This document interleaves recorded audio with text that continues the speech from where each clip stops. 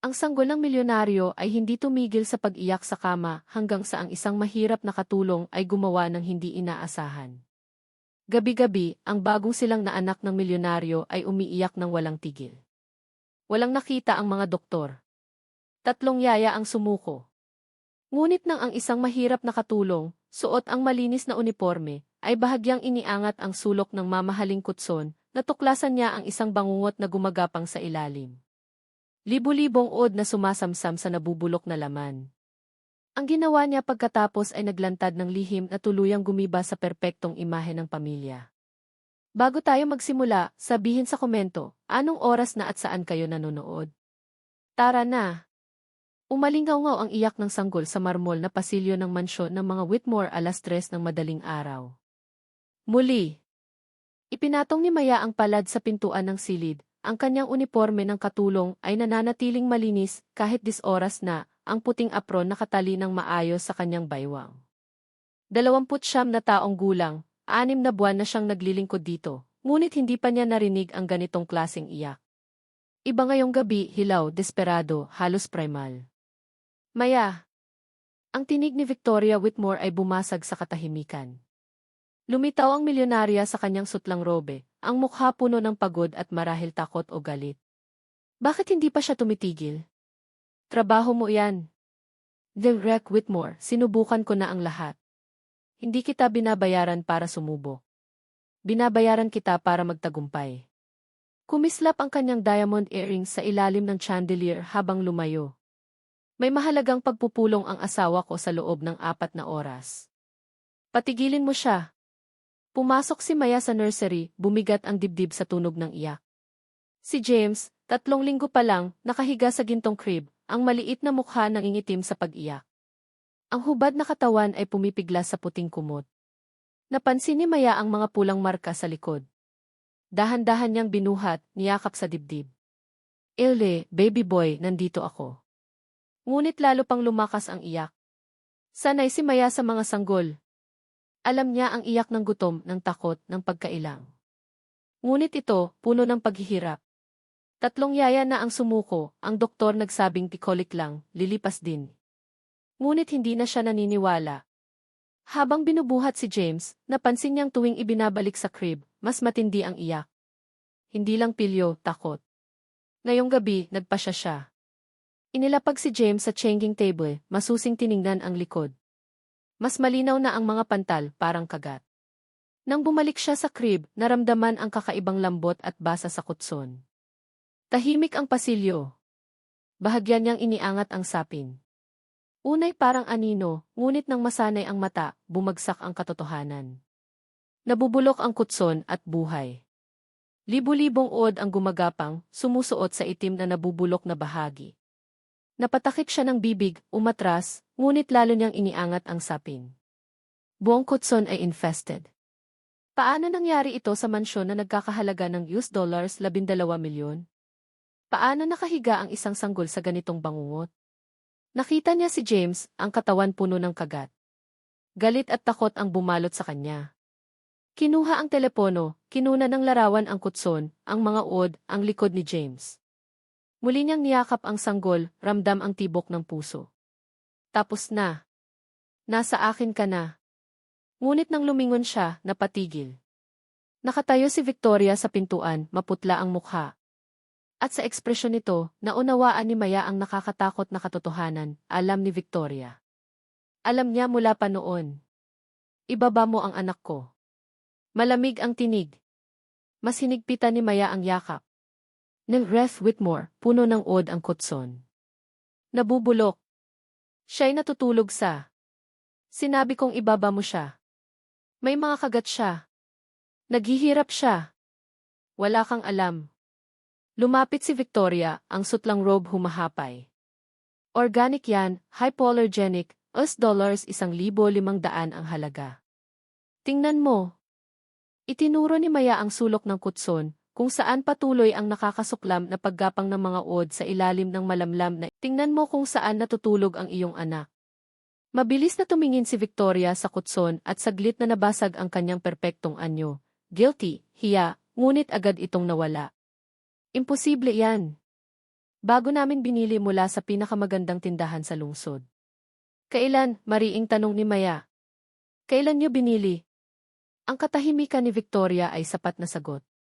Bumalik sa isip ni Maya ang mga narinig niyang usapan habang naglilinis, Victoria na nagrereklamo sa gastos ng nursery, si Richard na nagagalit sa kanya tungkol sa mga hindi kailangang tigastusin noong 7 buwan siyang buntis.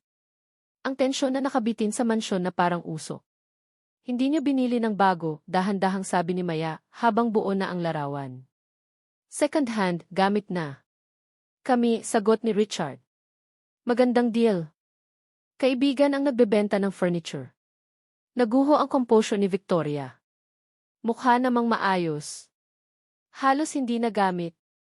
Halos hindi nagamit. Tumindi ang boses ni Maya. Limrek Whitmore, nabubulok ang kutson mula sa loob. Nabasa, marahil water damage, at ngayon puno ng uod at kung ano pa. Natutulog ang anak niyo sa pagkabulok. Umuwal si James sa dibdib ni Maya, kumapit ang maliliit na daliri sa kanyang uniforme. Hindi ko alam, bulong ni Victoria. Akala ko si Richard ang bahala sa furniture. Sabi niya maayos. Pagod na pagod ako pagkatapos manganak, ang lahat sobrang mahal, at paulit-ulit niyang sinasabi na kailangan naming magtipid. Magtipid? Hindi makapaniwala si Maya. Nakatira kayo sa mansyon na $12 milyon ang halaga. May chandelier sa bawat silid. At inilagay niyo ang sanggol sa nabubulok na kutson para lang makatipid. Muling tumigas ang mukha ni Victoria. Ingat ka sa tono mo. Katulong ka lang. Hindi, mariing sagot ni Maya. Isa akong tao. At ngayon, ako lang ang nagpoprotekta sa batang ito. Lumakad siya papalabas, hawak si James. Saan mo siya dadalhin? Palayo sa crib na iyan. Palayo sa kutson na iyan. Nagliyab ang mga mata ni Maya. At kung pipigilan mo ako, ang mga litrato sa phone ko ay pupunta sa Child Protective Services ngayong gabi. Namutla si Victoria. Hindi mo gagawin. Dinala ni Maya si James sa kanyang maliit na silid sa staff quarters. Isang simpleng kama, aparador, bintana, ngunit malinis, ligtas.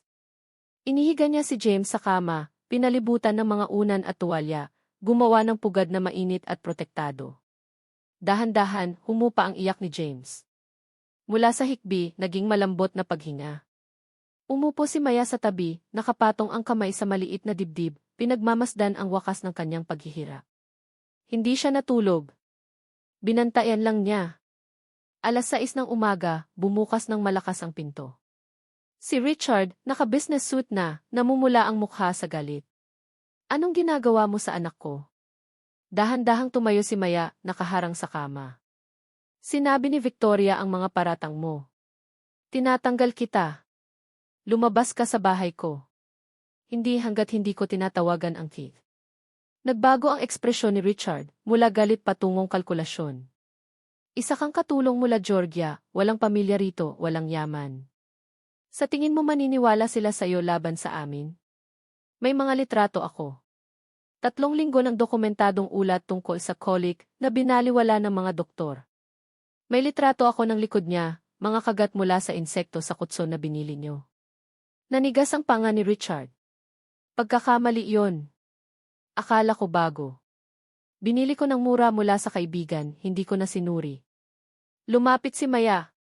Pinahirapan niyo ang anak niyo gabi-gabi dahil gusto niyong makatipid ng ilang daang dolyar. Tumigil ang hangin sa pagitan nila. Lumitaw si Victoria, namumula ang mata sa pag-iyak. Richard, tama siya. Tingnan mo.